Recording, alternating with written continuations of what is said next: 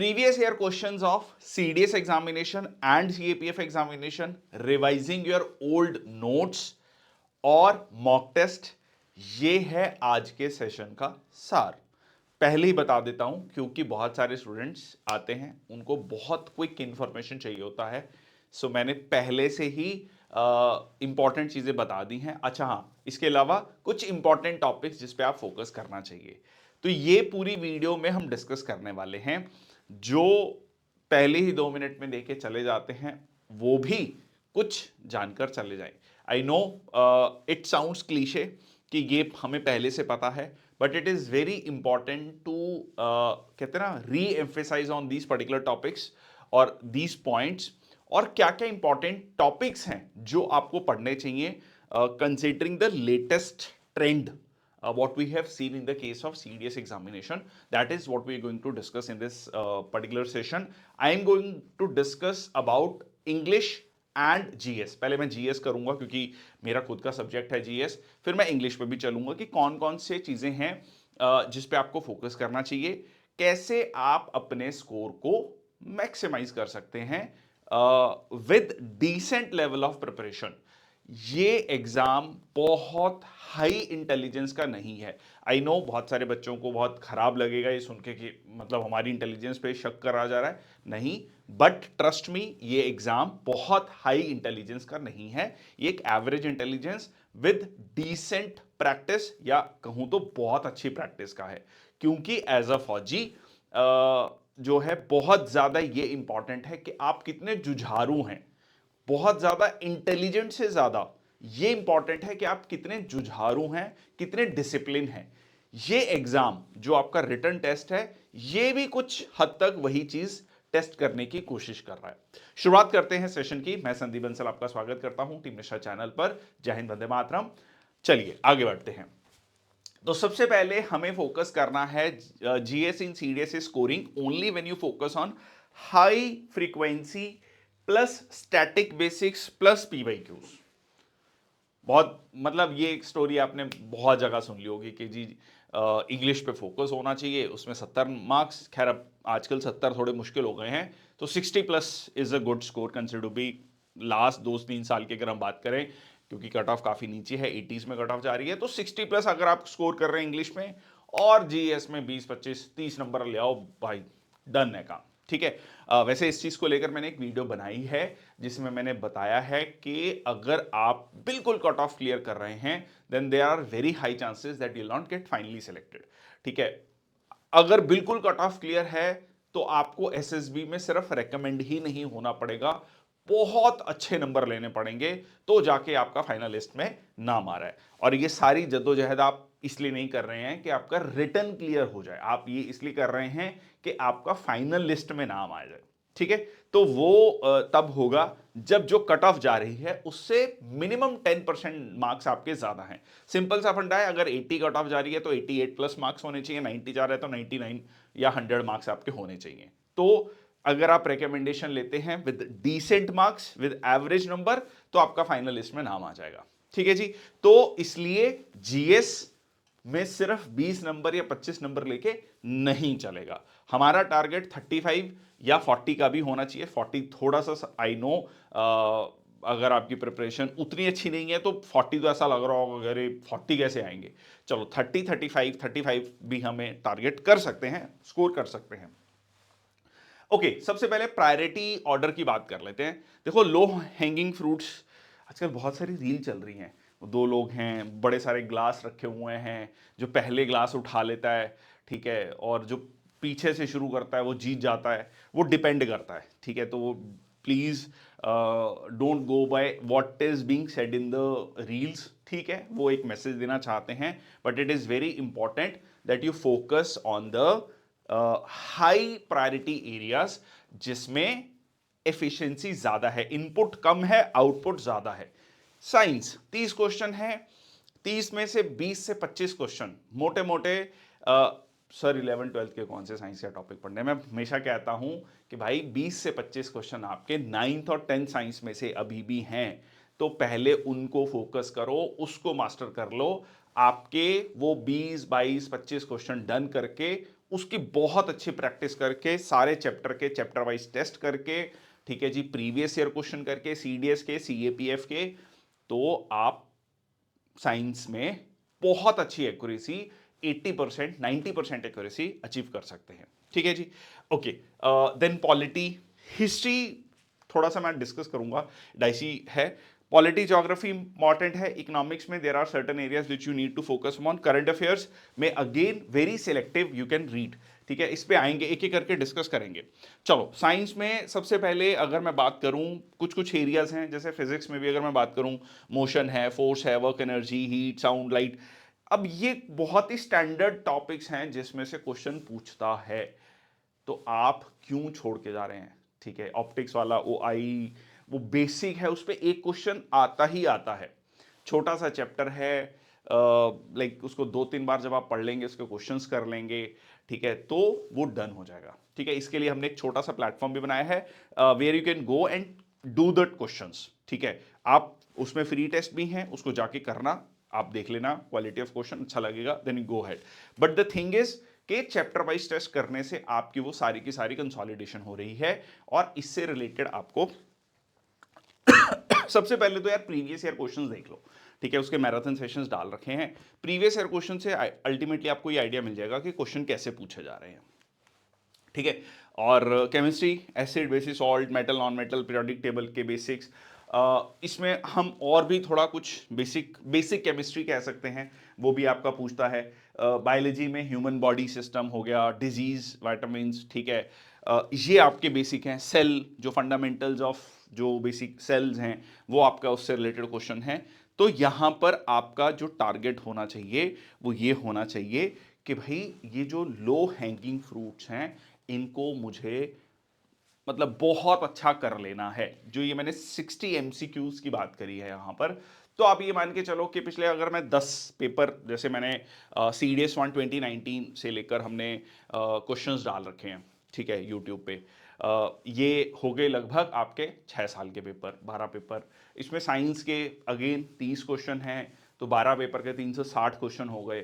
फिर लगभग इतने ही क्वेश्चन 10-11 साल के जो हैं आपके हो जाएंगे CAPF के, तो 700 क्वेश्चन हो गए।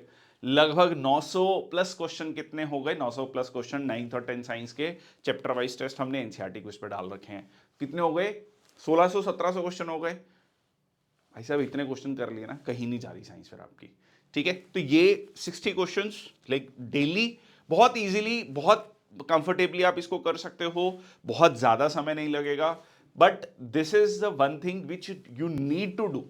अब ये मैं बार बार कहता आ रहा हूं, पिछले मतलब कितनी सारी वीडियोस में आपको ये चीज फोकस मिलेगा कि ये जो टेस्ट है बहुत ज्यादा इंटेलिजेंस का नहीं है, ये प्रैक्टिस का है, ये जुझारूपन का टेस्ट है। ठीक है, कौन जो है इस माइंडसेट को जीत पाता है कि यार ठीक है किए जा सकते हैं, ऐसा कोई बड़ी बात नहीं है। अभी सुनने में लग रहा है कि यार बहुत ज्यादा क्वेश्चन है, करने शुरू करेंगे, क्योंकि बहुत सारे क्वेश्चन तो रिपीट भी होते हैं। मैंने CDS की आप वीडियो देखोगे, CAPF की देखोगे, तो उसमें मैंने किया कहा भी हुआ, देखो ये क्वेश्चन आगे चल के 15 मिनट बाद, आधे घंटे बाद, कि देखो ये सेम क्वेश्चन रिपीट हो रहा है। ठीक है, तो बहुत सारे क्वेश्चन रिपीटेड मिलेंगे, तो आपकी बहुत सारी जो नॉलेज है, बहुत सारे कंसेप्ट्स हैं, बहुत सारी फैक्ट्स हैं, वो कंसोलिडेट हो जाएंगे। ठीक है, ओके। पॉलिटी में like again you have to see कौन कौन से एरियाज हैं जो बहुत ज्यादा पूछता है। मैंने एक पेपर देखा था फलाना, कोई भी CDS 1 2024 का या उसका, उसमें तो पॉलिटी के 5 ही क्वेश्चन पूछे थे, ऐसा नहीं है। मतलब एक आध बार में ऐसा हुआ है, but don't make it a मतलब लाइक पैटर्न कि ऐसा ही हो रहा है। आप जब भी किसी चीज का पैटर्न देखते हैं, तो आप कम से कम 10 पेपर देखते हैं पिछले, ठीक है, उनमें देखते हैं कि क्या ट्रेंड चल रहा है। एवरेज आपको 12, 15, 16, अब वो वेरी कर रहा है, क्योंकि बीच में 5 क्वेश्चन कंप्यूटर के भी आ गए, ठीक है, वो भी फिट हो गए। तो वो चीज़ें आपको देखने को मिल रहे हैं, कुछ स्टैटिक जीके क्वेश्चंस आ गए हैं। तो इसलिए पॉलिटी का वेटेज या ज्योग्राफी का वेटेज आपको बाकी जो स्टैटिक सब्जेक्ट्स है उसका वेटेज थोड़ा सा कम होता हुआ दिख रहा है, बट डज नॉट मीन कि आप पॉलिटी छोड़ के चले जाएं। इसमें कौन कौन से फोकस एरियाज हैं? फंडामेंटल राइट्स हो गया, डीपीएसपी हो गया, फंडामेंटल ड्यूटीज हो गया, ये पार्ट जो आपका 3 हो गया, part 4 A of the constitution हो गया, उसके बाद पार्लियामेंट हो गया, ठीक है जी, president, prime minister, supreme court, judiciary हो गया, और आपका कॉन्स्टिट्यूशनल बॉडीज हो गया, सिलेक्टिव कॉन्स्टिट्यूशनल बॉडीज जैसे इलेक्शन कमीशन, एसआईआर बहुत ज़्यादा चर्चा में है। देखो जो चीज़ें चर्चा में है ना वो आपको पढ़नी ही पढ़नी है, उसका जो स्टैटिक वाला पार्ट है वो पढ़ लेना है। इलेक्शन कमीशन क्योंकि ये जो ऑफिसर्स हैं, मतलब बूथ ऑफिसर्स हैं, इनको लेकर बहुत ज़्यादा चर्चा थी कि कैसे कंडक्ट हो रहा है, एसआईआर क्या है। अब ये आप इसको करंट अफेयर का क्वेश्चन भी कह सकते हो, but at the same time ये पॉलिटी से भी रिलेटेड है, ठीक है, तो दैट बिकम्स वेरी इंपॉर्टेंट। तो यहां पर अगेन फिर आपका अमेंडमेंट्स हो गया। अब these are not like the exhaustive list of topics, ठीक है, इसमें आप इमरजेंसी प्रोविजंस कह सकते हैं, जैसे मैंने आपको एक एग्जांपल फिर कहा, recently vice president of India के इलेक्शन जो है कंडक्ट हुए, मतलब नए राष्ट्रपति आए, जो है जगदीप धनखड़ के बाद जो है आपका सीपी राधाकृष्णन बने। अब उनके केस में वाइस प्रेसिडेंट का नियुक्ति में क्या होता है, उनको हटाने का प्रोसेस क्या है, एक में इफेक्टिव मेजॉरिटी है, एक में सिंपल मेजॉरिटी है, किस में क्या है, ये छोटे छोटे पॉइंट्स हैं। अब यही घुमा के वो बस एक consider the following statement, 2 statement देगा, उसमें थोड़ा सा ट्विस्ट कर देगा। तो अब यहां पर आपको ये समझना है कि हर सब्जेक्ट में ना कौन सा चीज है जिसमें मुझे फोकस करना है, ये भी बहुत इंपॉर्टेंट है। लाइक जब मैं कोई सब्जेक्ट पढ़ रहा होता हूं, मुझे ये देखना है कि यूपीएससी या जो एग्जामिनिंग अथॉरिटी है वो क्या चीज है जो ट्विस्ट कर रही है। अब अगर आप पॉलिटी को देखोगे तो पॉलिटी में बड़ी सिंपल सी कहानी है कि ना वो शब्दों को हेर फेर करता है, ठीक है। आप मानोगे नहीं कि जो 3 ईयर एलएलबी का कोर्स होता है, खैर आज के समय में नहीं, अगर आप 70s में 80s में जो एलएलबी होता था ऑल ओवर इंडिया अलग अलग कॉलेजेस में, उसमें इंग्लिश का एक अलग से, मतलब एक 6 सेमेस्टर्स में से एक सेमेस्टर में इंग्लिश का एक पूरा कोर्स था, एक सब्जेक्ट था। शैल कहां लगना चाहिए, विल कहां लगना चाहिए, शुड, मतलब ये this should be very very important, specially when you are drafting. Similarly polity में it is very very important, effective majority, simple majority, special majority में भी अलग अलग मेजॉरिटीज हैं। तो ये छोटे से पॉइंट ना पूरा का पूरा खेल बिगाड़ सकते हैं, तैयार भी कर सकते हैं, अच्छा भी कर सकते हैं, तो इन पे फोकस करना है, ठीक है। नेक्स्ट आता है हिस्ट्री। हिस्ट्री में थोड़ा सा आप स्मार्टली प्ले कर सकते हैं। हिस्ट्री में कैसे स्मार्टली प्ले कर सकते हैं? अब देखो, अगर किसी भी स्टूडेंट से बात करते हैं तो वो ये कहता है कि मॉडर्न हिस्ट्री मैं कर लूंगा, मॉडर्न हिस्ट्री डुएबल है, ठीक है, उसमें भी जो फ्रीडम स्ट्रगल वाला पार्ट है वो ज़्यादा डुएबल है, खासकर 1857 रिवोल्ट से लेकर 1947 तक, क्योंकि वो सारे के सारे करेक्टर्स जो भी इंपॉर्टेंट रोल प्ले कर रहे थे वो हमने सुने हैं, वो हम लगातार सुनते आ रहे हैं, ठीक है। वो कह सकते हैं वो हमारी पॉलिटिक्स को, हमारी सोसाइटी को आज भी इन्फ्लुएंस करते हैं। तो वो आपका बहुत इजी है टू ग्रैस्प, मतलब कहते हैं ना कि इनपुट कम है, आउटपुट अच्छा है उसमें, तो वो आपको करना, और उसमें क्वेश्चन पूछते हैं। अगेन बीच में कुछ कुछ ऐसा टाइम आया कि एंशिएंट और मिडिएवल के बहुत क्वेश्चन पूछ रहा था और मॉडर्न पूछ ही नहीं रहा था। मैं उस समय पर भी, आप मेरी उस समय की वीडियोस को भी जाके देख सकते हैं, मैंने उस समय पर भी कहा है कि प्लीज एंशिएंट और मिडिएवल को बिल्कुल छोड़ के मत जाइए, ठीक है। आई नो बहुत मुश्किल है, बहुत टफ लगता है, बहुत बोरिंग लगता है, but still I would suggest के डोंट लीव इट, मतलब लाइक कंप्लीटली, ठीक है। बहुत सारे लोग आपको कहेंगे कि भाई छोड़ के चले जाओ, ठीक है। मोस्ट ऑफ द टॉपर्स का आप इंटरव्यूज देखते तो वो भी यही सजेस्ट करते हैं, but I will not suggest, मैं उसका रीजन बताऊंगा आपको, ठीक है।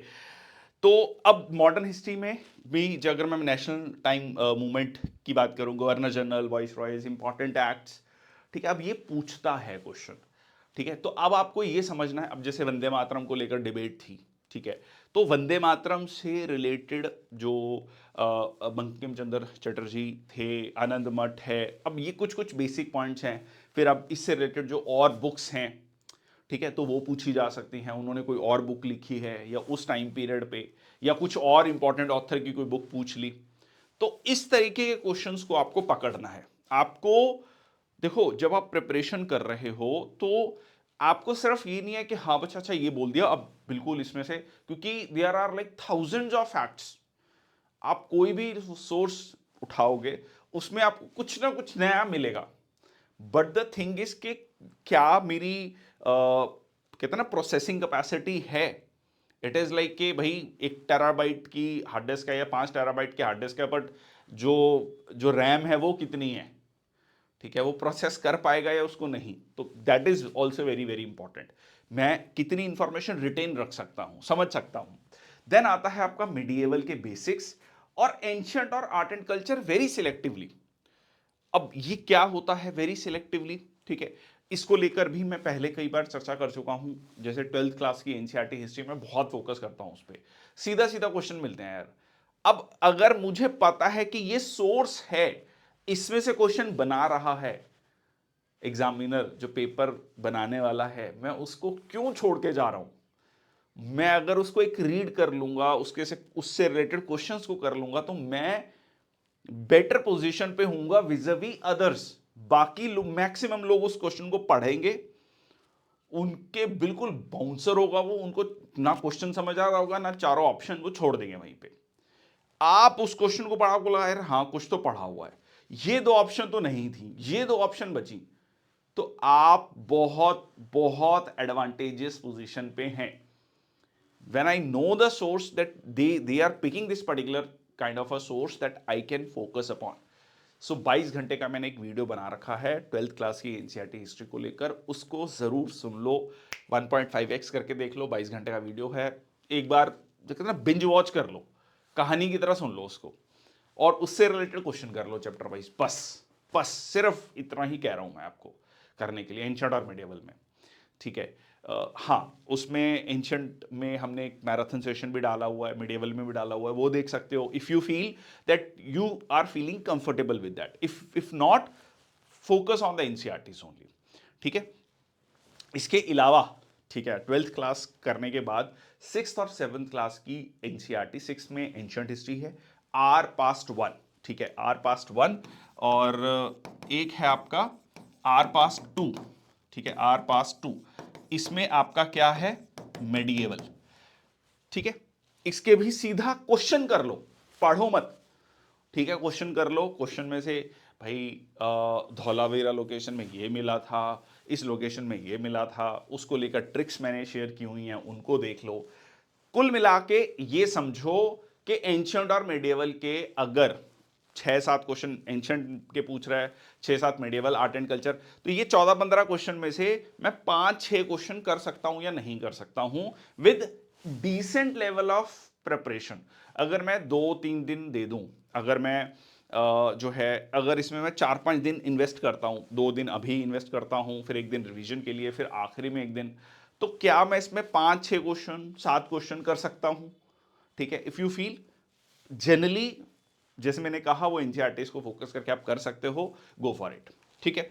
ओके, नेक्स्ट आते हैं ज्योग्राफी के लिए, ठीक है। ज्योग्राफी के लिए लाइक इंडियन ज्योग्राफी बहुत ज़्यादा इंपॉर्टेंट है। उसमें इंडियन क्लाइमेट, मानसून, रिवर्स हो गया, जो हम इंडियन ड्रेनेज पार्ट 1 पार्ट 2 हमने लेक्चर्स डिस्कस किए हैं, सॉइल एंड वेजिटेशन हो गया, क्रॉप्स हो गया, मिनरल्स एंड इंडस्ट्रीज हो गया। अब देखो क्रॉप्स में अभी ये जितनी ट्रेड डील चल रही हैं, इन सब में हम ये बात कर रहे हैं कि हमने एग्रीकल्चर सेक्टर को बचाना है, या एग्रीकल्चर सेक्टर को हम प्रोटेक्ट करके चल रहे हैं, ठीक है, डेयरी सेक्टर को प्रोटेक्ट करके चल रहे हैं। तो अब उसमें कुछ कुछ क्रॉप्स की बात चल रही है, सोयाबीन, अभी यूएस ट्रेड डील है तो सोयाबीन क्रॉप की बात चल रही है, एनिमल फीड की बात चल रही है। तो अब इसमें से क्वेश्चन बन सकता है आपका कि इस पर्टिकुलर ये कहाँ, मतलब दे देगा कि जैसे देता है कि 3 स्टेटमेंट देता है, किस क्रॉप की बात हो रही है, ये इसके लिए ये रेनफॉल चाहिए, इसके लिए पर्टिकुलर सॉइल चाहिए, ठीक है, ये इंडिया में इस पर्टिकुलर रीजन में होता है, बताओ कौन सी क्रॉप की बात चल रही है। तो वो देखो जानना क्या चाहता है, वो ये जानना चाहता है कि उसको गूगल नहीं चाहिए, गूगल आ गया, चैट जीपीटी आ गया, क्लॉड कितने आ गए ना, जेमिनी। अब इंफॉर्मेशन इज लिटरली, कहता ना, एक आपको बस बोलना है, इंफॉर्मेशन उसके बारे में पूरी अवेलेबल है। आपको क्यों भर्ती किया जा रहा है, ये सवाल आता है। खैर आपको गूगल पहले भी था, यस, बट पहले फिर भी ये था कि 10 वेबसाइट देखनी पढ़नी फिर आप एनालिसिस निकालोगे, अब तो सीधा है। आपको जब आपको फाइनली डिसीजन लेना होगा, ठीक है, बॉर्डर पे खड़े हो आप और या कोई इंपॉर्टेंट जगह पर हो, तो आप सारे फैक्टर्स को सोच पा रहे हो, political, economic, social, cultural, religious, technological, environmental, सारे फैक्टर्स को देख के जो आप डिसीजन दे रहे हो वो एक काफी अच्छा नपातुला डिसीजन है, ठीक है। उसका हिस्टोरिकल पर्सपेक्टिव, उसका मतलब everything you are looking for. Okay, world geography में लेटीट्यूड लॉन्गिट्यूड पे बहुत, अब 11th और 12th क्लास में आप देखोगे प्रैक्टिकल वर्कबुक इन ज्योग्राफी है, उसमें से रिसेंटली सीधा सीधा क्वेश्चन में आ रहे हैं। जैसे अभी ये जो क्वेश्चन था कि कितने लैटिट्यूड हैं, 179, 180, 181, ये सीधा सीधा उसमें से था क्वेश्चन, ठीक है। ओशियन करंट, ठीक है, सैलिनिटी, ये वाले क्वेश्चन इंपॉर्टेंट है, और खासकर वर्ल्ड ज्योग्राफी का सीधा सीधा जो क्वेश्चंस आपके पूछे जाते हैं कि जो भी चीजें चल रही हैं चर्चा में। अब एग्जांपल वेनेजुएला, अब वेनेजुएला इतना ज्यादा चर्चा में था, ये उस पर्टिकुलर टाइम पीरियड में, उस 10-15 दिन में, वो जो भाई साहब वो मडूरो को उठा के ले गए, ठीक है, यूएस वाले ट्रंप भाई साहब ले गए, तो आप ये सोच के चलो कि उस टाइम पीरियड पे आप गूगल में मैक्सिमम सर्च हो रहा था, हर हर व्यक्ति जानना चाहता था कि यार ये वेनेजुएला कहां पर है। अब वो आपसे वेनेजुएला नहीं पूछेगा, क्या पूछेगा, वो उसके आसपास के जो सीज हैं, ठीक है, उसके आस ओरिनोको बेसिन कहां पर है, उसमें 3, एक फ्रेंच गुआना है, सूरीनाम है ना, एक गुआना, तो ये पूछ सकता है, ठीक है, उसके पास में इक्वाडोर है। तो आपको थोड़ा साउथ अमेरिका और सेंट्रल अमेरिका पढ़ना पड़ेगा, देखना पड़ेगा, मतलब there are very high chances. जैसे रशिया यूक्रेन वॉर हुआ था, तो यूक्रेन का एक बहुत इंपॉर्टेंट पोर्ट था ओडेसा, उड़ीसा नहीं, ODESSA। अब वो सीधा सीधा क्वेश्चन पूछ लिया था कि कहां पर है ये, ठीक है। तो इस तरीके से आपका क्वेश्चन बनता है, ठीक है। अब आपको वो मैप, सिर्फ ये नहीं कि हाँ वेनेजुएला की कैपिटल काराकास है, भाई मैंने याद कर लिया हो गया, नहीं, you have to see the map of Venezuela, you have to see the neighbouring countries, north में, साउथ में, सी कौन सा है, ओशन कौन सा है, कोई स्ट्रेट है, ये सारी चीजें देखनी पड़ेंगी। ये है थोड़ा स्मार्टली प्रिपेयर करने का तरीका, ठीक है जी। नेक्स्ट आपका आता है इकोनॉमिक्स की स्ट्रेटजी। इकोनॉमिक्स में don't go for like UPSC वाला लेवल, ठीक है, हमें वो यूपीएससी वाले लेवल पे नहीं जाना, हमें सीडीएस वाले लेवल पे रहना है। अब इसका मतलब क्या है सीडीएस वाला लेवल, देखो इकोनॉमी में आजकल पूछ रहा है क्वेश्चन, बीच में तो कई बार 12, 13, 14 क्वेश्चन भी पूछे, 9-10 क्वेश्चन हम मान के चल रहे हैं। अब इनमें अगर आप देखोगे 3 चीजें, तीसरी अभी एक एक्स्ट्रा आई है, वैसे 2 चीजें, इकोनॉमिक सर्वे और बजट।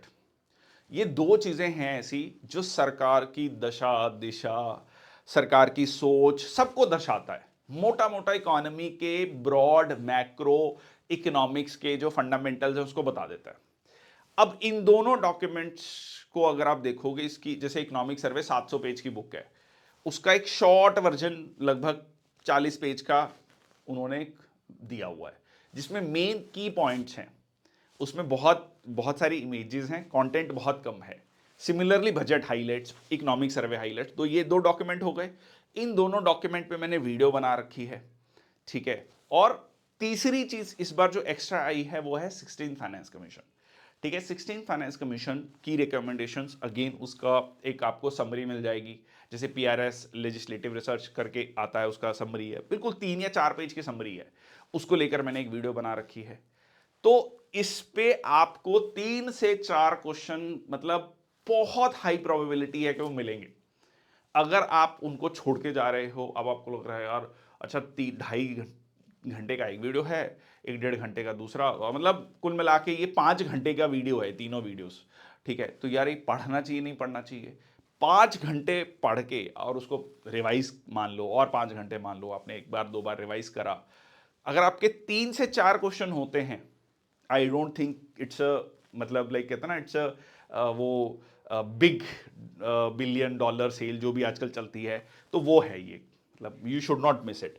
अब इसमें इन्फ्लेशन, ठीक है, GDP, repo rate, reverse repo rate, budget के बेसिक्स, ये मैंने आपको बताया, बैंकिंग के बेसिक्स, टैक्सेस, जीएसटी, क्या है, क्यों है, indirect taxes, direct taxes, progressive tax, regressive tax, ठीक है जी, और पॉवर्टी, अनएम्प्लॉयमेंट, ये क्या है, ब्रॉड चीजें हैं, मैक्रो इकोनॉमिक्स की चीजें हैं। ये आप अगर पढ़ के जा रहे हो तो आप बहुत अच्छे से क्वेश्चन सॉल्व कर सकते हो। उसमें ऑब्वियसली डिमांड एंड सप्लाई की भी मैं ऐड कर लेता हूं, ठीक है, डिमांड एंड सप्लाई वाला चैप्टर भी पूछता है। तो ये कुछ स्पेसिफिक टॉपिक्स हैं, आप बाकी कुछ मत पढ़ के जाओ, बस इन इन टॉपिक्स को पढ़ लो और इससे रिलेटेड क्वेश्चंस कर लो, ठीक है। 11-12 की एनसीईआरटी, ठीक है, उसमें से जो जो चैप्टर के, सारे चैप्टर के क्वेश्चन भी करने की जरूरत नहीं, जो जो सिलेक्टिव टॉपिक हैं इनके लिए आप प्रेफर कर सकते हैं एनसीईआरटी क्विज, और अदरवाइज आप सीडीएस और सीएपीएफ के प्रीवियस ईयर क्वेश्चन तो करके ही जाने हैं, उसके लिए तो मतलब like there is no alternative. Okay, current affairs, पूरे एक साल का करंट अफेयर्स कवर मत करो, सितंबर ऑनवर्ड्स कर लो, ठीक है, और 12 अप्रैल को अगर पेपर है तो मिड मार्च तक, मिड मार्च के बाद आपको नहीं पढ़ने की जरूरत। हाँ, अगर आप पढ़ रहे हैं अपनी इच्छा से ताकि मैं कॉन्टिन्यूड रहूं करंट अफेयर्स में, दैट्स फाइन, बट उसके बाद आपको स्पेसिफिकली सीडीएस में से क्वेश्चन नहीं मिलेगा, ठीक है। अब इसमें से भी जो डिफेंस एक्सरसाइज हैं, अपॉइंटमेंट्स हैं, अवार्ड्स हैं, एक बहुत ज़्यादा मतलब जो स्टैटिक और थोड़ा वन लाइनर जीके है वो पूछता है, और वो ऐसी चीज़ है कि नो ब्रेनर है वो, या तो आता है या नहीं आता है, बीच की कहानी नहीं है कि मैं लॉजिक लगाकर, बहुत ज़्यादा लॉजिक नहीं लगेगा, हाँ थोड़ा बहुत हो सकता है कि आप कहेंगे यार ये व्यक्ति यहाँ नहीं हो सकता, ये ऐसे करके, ठीक है। तो बजट, इकोनॉमिक सर्वे के बेसिक फैक्ट्स ये मैंने आपको पहले ही बता दिया। स्कीम्स बहुत इंपॉर्टेंट, वो स्कीम्स भी आपकी बजट में और इकोनॉमिक सर्वे में बहुत सारी कवर हो रही हैं, ठीक है, ये हो गया आपका पॉइंट, ठीक है। और इंटरनेशनल ऑर्गेनाइजेशन, जैसे आप अगर देखोगे 12th क्लास की पॉलिटिकल साइंस, ठीक है, जियो politics in the contemporary world, world politics in the contemporary world, सारी जो इंटरनेशनल ऑर्गेनाइजेशन है उसमें कवर है आपकी, क्यों बनी, कैसे बनी, क्या है कहानी। अब ये क्यों चर्चा, इट्स नॉट कि सिर्फ मतलब आपको लग रहा है कि क्यों पूछा जा रहा है, भाई आप ये समझो कि world bank, Brayton would conference में दो थे, वर्ल्ड बैंक था, आईएमएफ था, अब उसको चैलेंज कर रहा है कौन, ब्रिक्स कर रहा है, कैसे कर रहा है, क्यों कर रहा है, क्या कारण है, ठीक है। तो ये सारी चीजें आपको उस बुक में बड़ी अच्छी स्टोरी फॉर्म में मिल जाएंगी, प्लस अगर नहीं भी पढ़नी है तो सीधा उसके क्वेश्चन कर लो। बट हाँ, ये आपको स्टैंडर्ड कुछ ऑर्गेनाइजेशंस हैं जो पढ़नी चाहिए और जो चर्चा में चल रही हैं, ठीक है। मैं थोड़ा सा डिटेल में जा रहा हूं क्योंकि होता क्या है कि कई बार मैं ब्रॉडली चीजें बता देता हूं तो फिर बहुत सारे स्टूडेंट को लगता है कि बहुत ही ब्रॉड चीजें बता दी, कुछ और स्पेसिफिक बताओ। वीडियो बड़ा हो सकता है बट इट इज इंपॉर्टेंट कि अगर आप इसको देख लोगे क्लैरिटी होगी कि व्हाट टू डू, ठीक है। तो नेक्स्ट आता है 4 वीक प्लान, ठीक है। ओके, कवरेज और पीवाईक्यू बेस, सबसे पहले सीडीएस के पीवाईक्यूज देखना शुरू करो, ठीक है। उसके सीडीएस के पीवाईक्यूज जो हमने डाल रखे हैं मैराथन सेशन, उनको उठाओ, ठीक है। उसको अब अगेन आप पे डिपेंड करता है कि आप उसको कैसे देखना चाह रहे हो, एक सब्जेक्ट पूरा एक बार में देखना चाह रहे हो या एक एक ईयर करके देखना चाह रहे हो, वैसे देख सकते हो, ठीक है। Okay, finish all topics once, PYQ practice, और इंग्लिश के पीवाईक्यूज, ग्रामर की ड्रिल, मतलब like it is very important, ठीक है। और एक सेक्शनल मॉक टेस्ट कोशिश करो करने की, ठीक है, या फुल मॉक टेस्ट करने की, कुछ भी मतलब एक या तो जीएस का कर लो या इंग्लिश का कर लो, 2 दिन में एक बार या हफ्ते में 2-3 मॉक टेस्ट करने की कोशिश करो। इट इज वेरी इंपॉर्टेंट, 2 घंटे बैठ के स्विच ऑफ करके डेडिकेटेडली दिमाग लगाना। देखो, इट्स नॉट इंपॉर्टेंट कि भाई मैं कितने क्वेश्चन सही कर रहा हूं नहीं कर रहा हूं, एक it is like warming up. होता क्या है कि शुरुआत में 10 मिनट हमारा दिमाग ही नहीं चल रहा होता, क्योंकि इतनी ज़्यादा रील और इतने ज़्यादा शॉर्ट्स देखने की आदत हो गई है that we are not stable for 2 hours, कि यार एकदम बैठ के पूरा दिमाग लगाना एक पर्टिकुलर चीज़ में। आज के टाइम पे I doubt, please let me know in the comment section box, कि कोई व्यक्ति 2 घंटे बिल्कुल डेडिकेटेडली होकर पढ़ रहा है, मतलब कोई डिस्ट्रैक्शन नहीं, उसने बीच में एक बार भी मोबाइल नहीं देखा, ठीक है, एक बार भी कोई और कि यार चल मैं थोड़ा लैपटॉप पे पढ़ रहा है तो कुछ और देख लेता हूँ, चल मैं न्यूज़ देख लेता हूँ, या कुछ कुछ भी डिस्ट्रैक्शन नहीं, जो पढ़ रहा था सिर्फ वही पढ़ रहा है लगातार 2 घंटे। बहुत बहुत कम मिलेगा आपको ये, ठीक है। तो इसलिए इट इज वेरी इंपॉर्टेंट कि आप वो 2 घंटे बैठें। 2 घंटे बैठना ही अपने आप में टास्क हो गया आज के टाइम पे, ठीक है। ये मैं प्रैक्टिकल तरीके से बता रहा हूं जो बात। ओके, नेक्स्ट है आपका mock test practice. So like again exam temperament जो मैं अभी बात कर रहा था, एक्यूरेसी, स्पीड, सारी चीजें पता लगेगी, ठीक है। अब मैं आपको इसमें ये भी बताऊंगा कि मॉक टेस्ट से क्या चीजें हमें पता लगती है। 3 चीजें हमें पता लगती हैं। पहले तो हम देख लेते हैं 1 फुल मॉक एवरी 2 डेज। भाई जब आपके आखिरी का 1 महीना रह गया ना, तब तो ये टारगेट लगा लो कि 30 दिन में ना 15 मॉक टेस्ट करके जाने हैं। मतलब जैसे एक इंग्लिश का मॉक कर रहे हो तो एक मान लो उसको, ठीक है। मिनिमम 15 से ज्यादा कर रहे हो गुड, बट उतना तो करके जाने ही जाने हैं। 15 × 2 कितना होगा? 30 घंटे बैठना है, अपने आप को उस एग्जाम मोड में डालना है। अब ये मॉक टेस्ट कहीं से भी उठा लो, हमने डाल रखे हैं वो देख लो, आपको दसियों चैनल मिल जाएंगे उस पर देख लो, कहीं से भी कर लो, सबने अच्छा डाल रखा है। मतलब मैं ये बिल्कुल नहीं क्लेम कर रहा कि जी बेस्ट ये है वहाँ, ठीक है, सबने अच्छा डाल रखा है। जहाँ से आपको अच्छा लग रहा है कर लो, बट करो, ठीक है। स्क्रीन के आगे भी बैठ सकते हो। अच्छा, उससे जैसे ऑनलाइन में थोड़ा सा ये बेनिफिट हो जाता है कि ना जैसे हमारे वाले में क्या है कि आपको हर एक क्वेश्चन का टाइम भी बताएगा कि इस क्वेश्चन में आपने 128 सेकंड लगाए, या इसमें आपने 69 सेकंड्स लगाए, या 62 सेकंड्स लगाए। तो आप देख पाओगे कि यार अच्छा मैं किस क्वेश्चन में ज्यादा समय लगा रहा हूं, किस में कम लगा रहा हूं, ठीक है, कहां पर अच्छा वो ज्यादा समय लगाने के बाद भी गलत हो जा रहा है। तो आप उसको, मतलब वो आपके स्पीड ब्रेकर्स बोलता हूं मैं उसको, कि आप 120 सेकंड, 130 सेकंड, 180 सेकंड लगा रहे हो, मतलब ये स्पीड ब्रेकर है। ये आपके पूरे एग्जाम के को रोक रहा है। हमें उसको हटाना है स्पीड ब्रेकर को, तभी तो गाड़ी जाएगी ना फास्ट तरीके से। तो वो आइडेंटिफाई होंगे आपके, ठीक है। ओके, सो एनालिसिस, एनालिसिस में क्या क्या करना है वो भी बताऊंगा। 3 चीजें करनी है एनालिसिस में। पहले थोड़ा इंग्लिश वोकैबुलरी, ठीक है, साइंस, पॉलिटी, कुछ कुछ चीजें हैं जो डेली करो, ठीक है। वो कुछ चीजें ऐसी होती हैं कि वो धीरे धीरे धीरे धीरे पकती हैं। धीमी आंच पे खाना अच्छा पकता है, ठीक है, वो वाली बात है। ओके, सो आपका जो है 15 से 20 इंग्लिश मॉक, 15 से 20 जीएस मॉक्स, ठीक है। ये मतलब एक आइडियल सिचुएशन है जो अगर आप इतना अगर मॉक टेस्ट दे पाते हो, ठीक है। ओके, 3 चीजें जो मैं आपको बार बार बोल रहा हूं। Every mock wrong concept. भाई कंसेप्चुअली आपको गलत, आपने कंसेप्ट ही गलत लगाया, दैट मीन्स वो पर्टिकुलर टॉपिक आपको दोबारा पढ़ने की जरूरत है। आज के टाइम पे आपको पूरा चैप्टर नहीं पढ़ना है, वो सिलेक्टिव टॉपिक पढ़ो बस। वो सिलेक्टिव टॉपिक अपने प्रेफरेबली अपने नोट से पढ़ो, ठीक है, जो आपने नोट्स पढ़े हैं, जो नोट्स बनाए हैं। अगर नहीं तो गूगल, चैट जीपीटी, बहुत सारे एआई टूल्स हैं, उनकी हेल्प लो, ठीक है। Okay, wrong due to silly mistake. ये तो ना जिस दिन एग्जाम होगा उसके 2 दिन के अंदर अंदर कम से कम नहीं तो 50 स्टूडेंट्स का मैसेज आ जाएगा, फोन आ जाएगा, मेरे 5 क्वेश्चन सिली मिस्टेक्स में गलत हो गए, मेरे 4 क्वेश्चन, मेरे कोई 8 बताएगा, कोई 10 बताएगा, मुझे पता था मैं गलती करके आ गया। अगर 5 क्वेश्चन हैं तो 0.83, ठीक है, वो मार्क्स लगा लो, और उसकी जो नेगेटिव मार्किंग हुई है उतना ही डिफरेंस है कट ऑफ से, उतने पीछे थे आप, ठीक है। तो it is very very important to like find out, वो एरर लिस्ट निकालो, ठीक है, वो निकालो कि कहाँ कहाँ गलती कर रहे हो, कहाँ कहाँ आपको वो बार बार वो जो सिली मिस्टेक्स हैं कहाँ कहाँ पे हो रही है।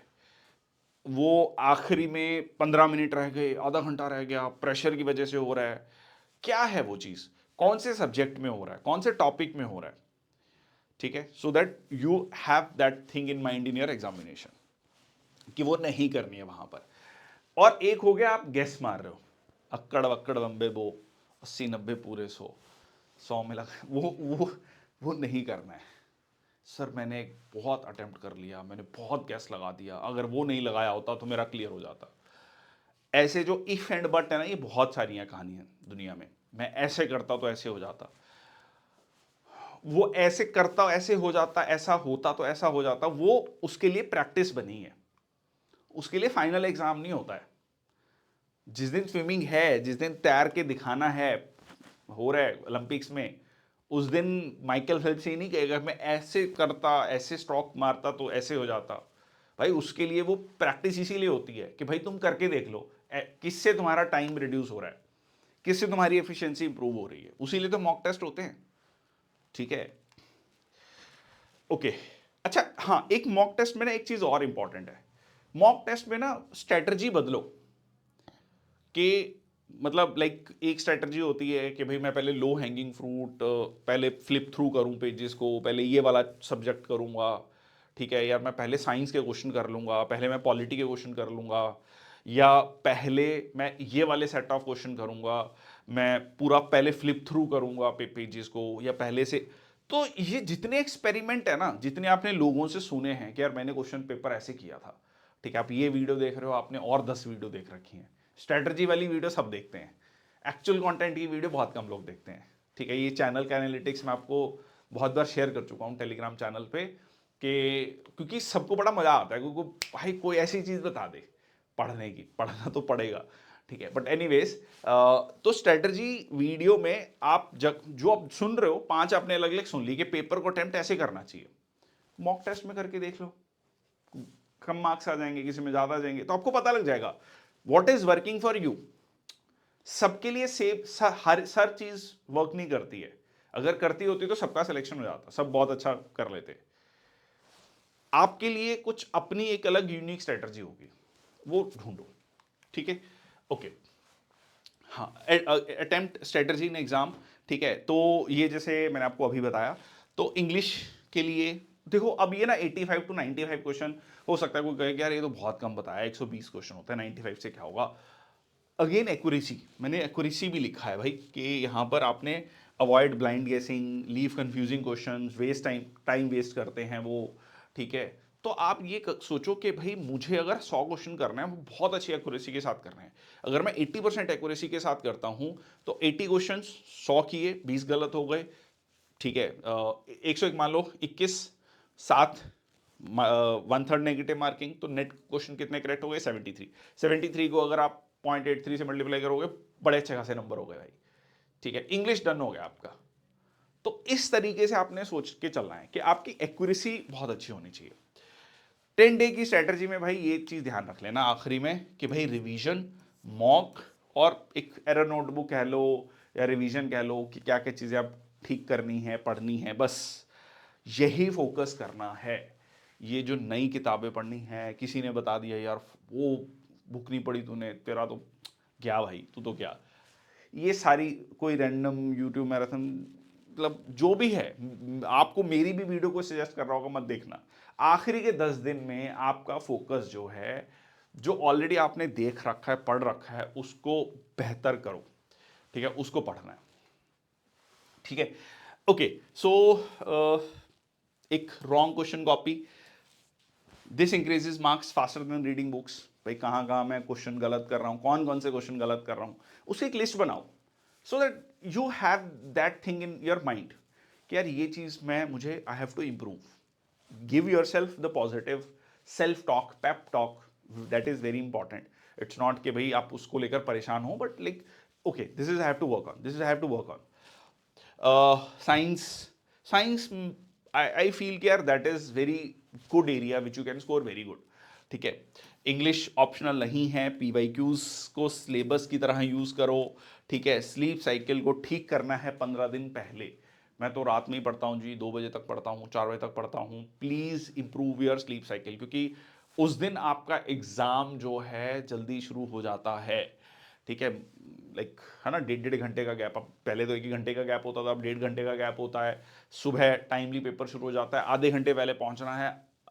बहुत सारे पिछले 1-2 साल में ऐसा हुआ है कि 1 मिनट भी लेट हो, गेट क्लोज हो जाता है, सॉरी बेटा नहीं आ सकते। ठीक है, 9:30 पेपर है, 9 बजे पहुंचना है। मैं कहूँगा आप 8:15 8:30 पहुंच जाओ वहां पे। उसके लिए हो सकता है आपको मतलब बहुत 6 बजे उठना पड़ेगा। तो कीप दैट इन माइंड कि अगर 6 बजे उठना है, मेरा एग्जाम सेंटर वहां है, आधा घंटा मुझे जाने लगेगा, मुझे उस दिन 6 बजे उठना है, तो arrange your sleep cycle according to that, कि आप रोज 6 बजे उठ रहे हो at least 15 days before the examination. English, English की भी मैं थोड़ी सी प्रैक्टिकल स्ट्रेटजी डिस्कस करूंगा जो यहां तक टिका हुआ है, दैट मीन्स वो जेन्युइनली जानना चाहता है। जो मेन कहानी थी वो मैंने पहले 1 मिनट में बता दी, ठीक है। ओके, तो हम प्रीवियस ईयर क्वेश्चंस की बात करके चलेंगे। 120 क्वेश्चन, नेगेटिव मार्किंग, ये सब चीज़ें आपको पता है। ओके, यहां पर भी वही कहानी है, ठीक है। जस्ट फिगर आउट कि आपका कौन सा स्ट्रॉन्ग एरिया है, ठीक है। कौन सा एरिया है जैसे कि जिसमें आप बहुत अच्छा कर सकते हो। मैं आपको प्रैक्टिकल एग्जांपल देता हूँ। लाइक अगर मैंने CDS का रिटर्न, जो मैं फाइनल ईयर ऑफ ग्रेजुएशन में था, जो ये सितंबर वाला होता है और फिर जो फेब वाला होता है, दोनों सॉरी मार्च और अप्रैल वाला दोनों क्लियर किए फाइनल ईयर में, ठीक है, रिटर्न। और कोई कोचिंग नहीं ली, कुछ नहीं लिया CDS के लिए, मतलब कहीं कोई इंग्लिश की या GS की कोई कोचिंग नहीं ली, ठीक है। इवन मैथ्स भी था तो उसके लिए क्लियर था, तो नो कोचिंग डन। अब English, I what I have seen is like it is get like become a lot of huge problem for a lot of students, but बहुत सारे लोग बहुत comfortably इसको clear कर लेते हैं। Now what I have to understand, there are certain areas, like मैं अपनी एक example दूं कि यार वो जो पैराग्राफ, जो सेंटेंस अरेंजमेंट है कि S1 दिया है, S6 दिया है, तो वो 4 जो सेंटेंसेस हैं उसको अरेंज करो, तो I always get confuse in that.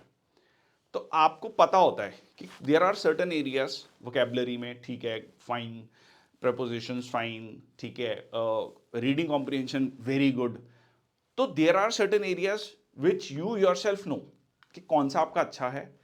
उसमें तो आपकी accuracy it should be like, कहते हैं ना कि बहुत ज़्यादा आप अच्छे होने चाहिए, you should be like top 1% in that.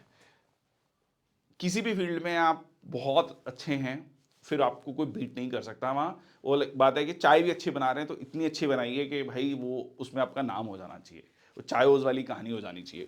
तो यहाँ पर भी वही कुछ कहानी है, ठीक है। तो लाइक एक मोटा मोटा आइडिया है कि भाई spotting errors, sentence formation, idiom phrases, fillers, clause test, ठीक है, synonym antonym, sentence improvement, homophones, ये आजकल नया एक ट्रेंड आया है, ठीक है। तो आपको लाइक ग्रामर फंडामेंटल्स, अब ये ना, अगर आप, मैंने इसको लेकर एक अलग वीडियो बनाई थी काफ़ी पहले कि इंग्लिश में ना 3 लेवल ऑफ स्टूडेंट्स होते हैं। एक बहुत ही हाई एंड जो स्कूल से पढ़े हैं, बहुत अच्छी इंग्लिश है, ठीक है, due to family background, due to good schooling, they don't feel कि यार ये क्या चीज़ है, तो like they can easily do it. एक है बिल्कुल गांव का एक बच्चा जो गांव के स्कूल से पढ़ा है, जिसके लिए बहुत बड़ा मेंटल बैरियर है इंग्लिश। और एक एक मिडल, खैर इसमें और आप कैटेगरीज ऐड कर सकते हैं, बट ब्रॉडली कह रहा हूं। एक है जो हाँ ठीक है यार, ठीक स्कूल से पढ़ा है, इंग्लिश बहुत ऐसी ग्रेट भी नहीं है, पर ऐसा भी नहीं है कि बिल्कुल वो है कि मेंटल बैरियर है, ठीक सा है। वो जो सेकंड कैटेगरी बोल रहा हूं, वो वाले स्टूडेंट्स हैं जो लिखना पढ़ना अच्छे से जानते हैं, बोलने में थोड़ा उनको दिक्कत होती है, ठीक है। और अब इसमें क्या है कि जो सेकंड और थर्ड कैटेगरी बता रहा हूं, उसको ना प्रैक्टिस बहुत ज़्यादा करने की ज़रूरत है। थर्ड वाले को तो बहुत ज़्यादा करने की ज़रूरत है। उसके लिए तो पूरे दिन में अगर वो 8 घंटे पढ़ रहा है तो 4 घंटे उसके इंग्लिश में जाने चाहिए, मिनिमम 4 घंटे, क्योंकि सिलेक्शन इंग्लिश से ही होनी है। जो कह लो कि सेकंड कैटेगरी वाला है, उसके लिए 3 से 4 घंटे, अगर 8 घंटे पढ़ रहे हो तो 3 घंटे या 4 घंटे आप दे सकते हो। जो फर्स्ट कैटेगरी वाला है वो तो बस ये है कि 2 घंटे भी पढ़ लेगा, ठीक है, वो फोकस GS पे करे, 2 घंटे भी इंग्लिश पढ़ लेगा, वो बहुत है उसके लिए, ठीक है। तो अब जो सेकंड और थर्ड कैटेगरी वाला है, वो लेक्चर्स देख ले, अभी अभी है टाइम देखने का। और ऐसी चीज नहीं है कि ये लाइक GS की तरह है कि मैं आज पढ़ूंगा फिर मैं 2 बार, मतलब कम से कम 5 बार पढ़ना पड़ेगा तो जाके वो सब्जेक्ट का, कहते हैं ना, रस मिलना शुरू होगा आपको। यहाँ ऐसा नहीं है। इंग्लिश ब्रॉडली आपने रूल्स समझ लिए, तो उसको अप्लाई करना, प्रैक्टिस, वो इनपुट, जो कहते हैं ना आउटपुट, इनपुट आउटपुट रेशो है, वो बहुत अच्छी है। आप लाइक कम इनपुट में बहुत अच्छा आउटपुट जनरेट कर सकते हैं, प्रोवाइडेड आप कुछ एरियाज को क्लब कर लें। Spotting error, sentence improvement, filling the blanks, ठीक है, प्रपोजिशन, ये सारी चीज़ें जो हैं, अगर आपके फंडामेंटल्स स्ट्रांग हैं तो आपका ये एक बड़ा चंक है जो आप कवर कर सकते हैं, ठीक है। Practical daily plan. तो आई वुड से कि इसको आप 3 पार्ट में करो ग्रामर को, ठीक है। एक लाइक ग्रामर के रूल्स रिवाइज करना, जहां से भी पढ़ा है आपने। Again I am not saying कि दिस, ठीक है। वैसे हमने हमारे पास जो हमारे लेक्चर्स हैं बैच में, वो विनोद शंकरन सर के हैं। Is very good. He was ex SBI manager, 20 साल का एक्सपीरियंस है टीचिंग का। तो he is like very senior, he is like very senior faculty, taught for CAT, बहुत सारे एग्जाम्स। तो आप देख सकते हो। तो उसमें क्या है कि एक बार आप देख लोगे, बहुत लंबे चौड़े लेक्चर्स नहीं है, बहुत ब्रीफ में उन्होंने इंग्लिश को कवर किया हुआ है। तो वो आप देख लो। Error spotting questions, 20 sentence improvement, या फिर जहां से भी आपने देखा वहां से देखो, no worries. 20 error spotting questions, ठीक है। तो ये थोड़ा थोड़ा like there are certain areas, क्योंकि मॉर्निंग में माइंड फ्रेश है, ठीक है। थोड़ा टफ चीज़ों को भी आप ग्रैस्प अच्छे से करते हो, तो इस पे फोकस करो, ठीक है। एरर स्पॉटिंग क्वेश्चन, ये वाले बहुत एरियाज ऐसे हैं जिस पे बहुत लोग गलती करते हैं, ठीक है। आफ्टरनून सेशन, ठीक है। वोकैब, सिनोनिम, क्योंकि थोड़ा सा आप दोपहर में पैसिव काम कर सकते हो, ठीक है। तो ये ठीक है। हाँ, ये वोकैबलरी देखा, अच्छा एंटोनिम सिनोनिम देखा, अच्छा ये था, ये वर्ड था, वो था, ठीक है। क्लॉज टेस्ट की आपने प्रैक्टिस करी, ठीक है। देन इवनिंग सेशन, पैराजंबल या ordering of questions, 8 to 10 idiom and phrases, ठीक है। One reading comprehension. अब ये फिक्स नहीं है कोई कि सबके लिए है, just this you can change, interchange according to your own weak and strong areas, but it is very important to follow this strategy, ठीक है। क्योंकि ये ऐसा चीज है जो आपके, अगर आप 100 नंबर ले रहे हैं तो 70 नंबर इंग्लिश के हैं, 70% इंग्लिश के मार्क्स हैं टोटल आपके एक्चुअल। अगर मैं लाइक OT की बात करूं, obviously for if will talk about IMA, INA, AFA, तो उसके लिए भी काफ़ी बड़ा चंक है ये। तो इट इज़ वेरी इंपॉर्टेंट कि English you should do in small batches, ठीक है। तो ये हो गया आपका इंग्लिश का पार्ट। तो यार ये प्रीवियस ईयर क्वेश्चंस, ठीक है, 2018 से 2019 से, ठीक है, ये कवर करो। 2019 के बाद के जो करंट अफेयर के, सॉरी, इंग्लिश के जो क्वेश्चंस हैं वो हमने कवर किए हुए हैं, उसकी एक मैराथन सेशन बना के डाली हुई है, ठीक है। और इसमें बहुत सारे क्वेश्चंस रिपीट होते हैं।